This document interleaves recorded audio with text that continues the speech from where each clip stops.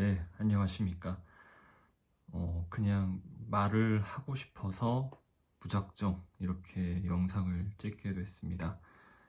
아직 어떤 유튜브를 시작할지는 모르겠지만, 그리고 어떠한 정체성을 가지고 이 영상을 꾸려나갈지 모르겠지만, 일단은 무엇이든 해보고 싶어서 이렇게 영상을 찍게 됐습니다.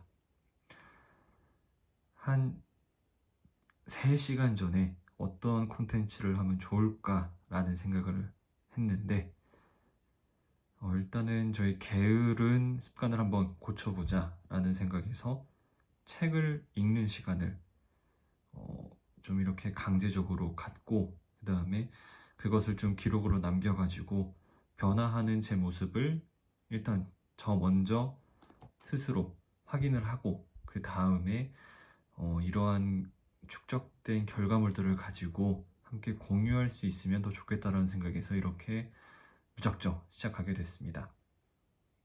무작정 시작했으니까 무작정 어떤 책을 읽을지 먼저 보겠습니다.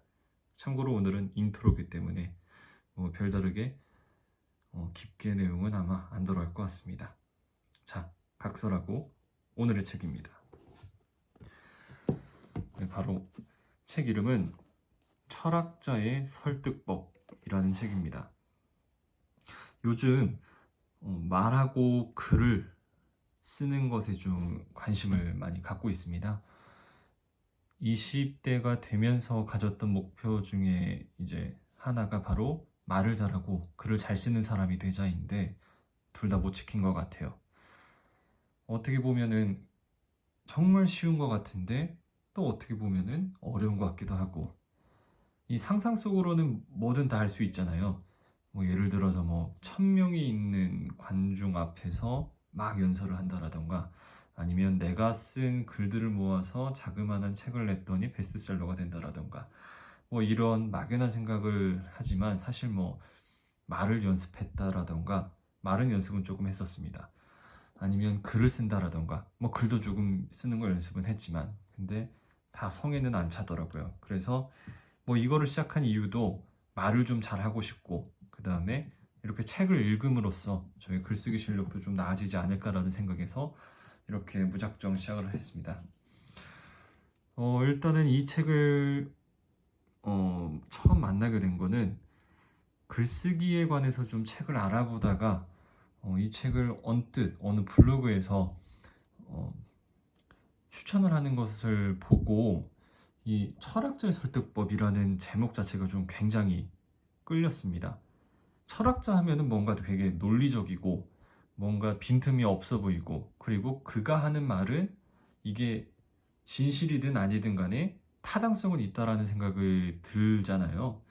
그래서 이 책을 읽으면 뭔가 나도 나에게 부족한 말할 때의 논리 정연함이라던가, 아니면은 글을 쓸 때의 일목요연함이라던가, 이런 것들이 좀 나아지지 않을까라는 생각에서 이 책을 한번 골라봤습니다. 저는 먼저 책을 읽을 때 이렇게 책 제목을 보지만, 먼저 목차를 봅니다. 제가 대학교 1학년 때였나요? 그때 경영자의 리더십이라는 수업을 들었었는데, 그때 첫 번째 수업이 바로 책을 어떻게 하면 읽을까요? 라는 질문에 대한 대답이었습니다.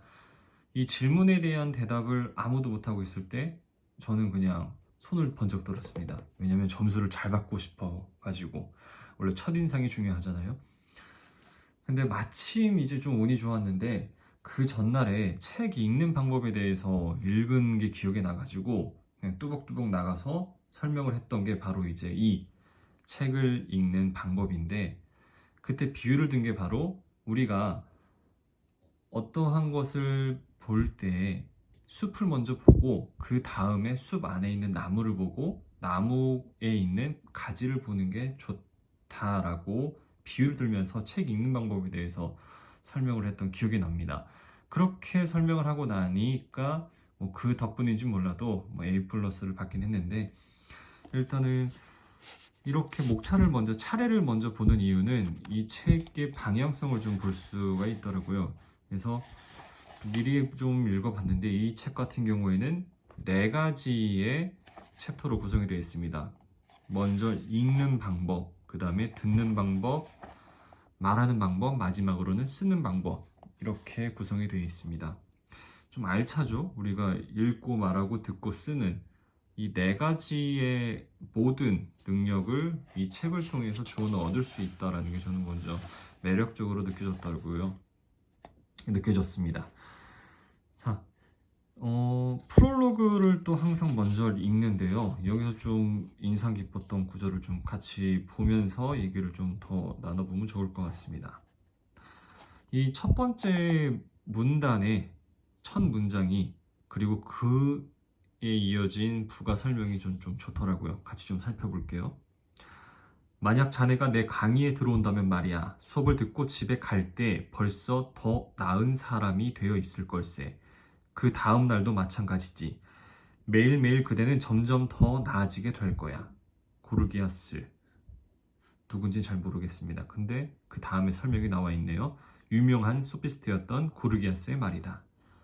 나는 소크라테스의 대화법 연구로 박사학위를 받았다. 와, 미친 거 아닙니까? 어떻게 소크라테스의 대화법만 가지고도 박사학위를 받다니.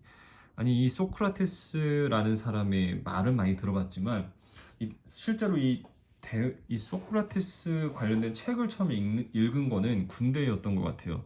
좀 군대를 가면은 시간이 많으니까 책을 많이 읽자라는 막연한 목표가 있었는데 그때 처음으로 선택했던 책이 바로 그 소크라테스의 변명?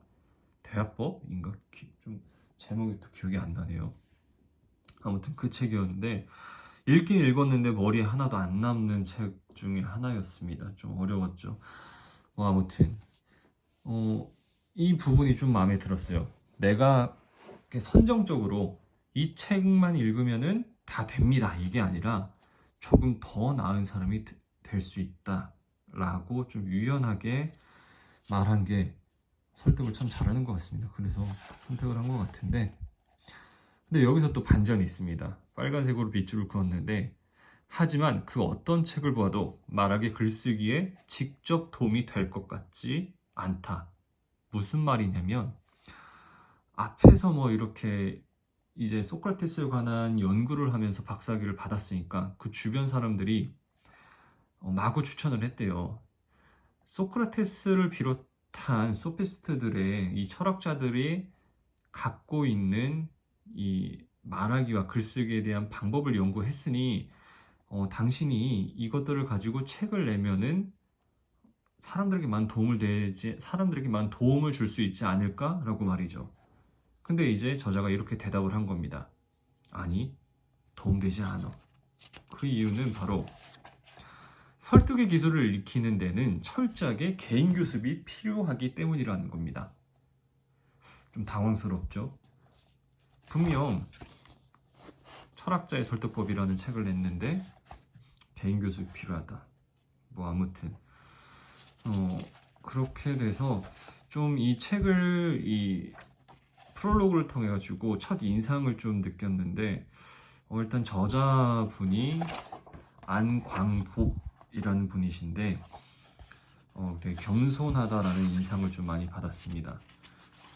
그리고 설득을 좀 할 줄 아는구나 라는 것도, 우리가 처음에 이제 약장수라고 하죠. 이 약을 판다라고 하는 그 가늠은 이 첫 멘트에서 좀 갈리는 것 같아요. 근데 이분은 좀 고수신 것 같아. 설득을 할 줄 아는 것 같아요. 그러니까 겸손하게, 나는 뭐 박사학위까지 따신 분인데 이 지적 수준이나 노하우나 뭐 대한민국 어느 누구와 비교하더라도 부족함이 없는 분이겠지만 그래도 자신을 낮추면서 이렇게 책에 대한 그 설득을 읽게끔 만드는 것이 제가 이 책을 읽게 만든 또 하나의 요인이었던 것 같습니다. 자, 오늘은 이렇게 짧게 프롤로그까지만 좀 봤는데요. 좀 두서가 없었습니다. 왜냐면 제가 하고 싶어서 그냥 무작정 시작했기 때문인데요. 아무래도 이제 이 말하는 거에 대해서, 그리고 이렇게 여러분들 이거를 보시는 분이 있을지 모르겠지만 이렇게 소통을 하는 방법에 대해서 조금씩 그리고 이 책을 읽어나가는 이 누적된 지식의 시간, 양만큼 조금 더 늘지 않을까라는 기대를 하게 됩니다. 네. 자, 그러면 오늘은 이만 여기서 마치겠습니다. 안녕.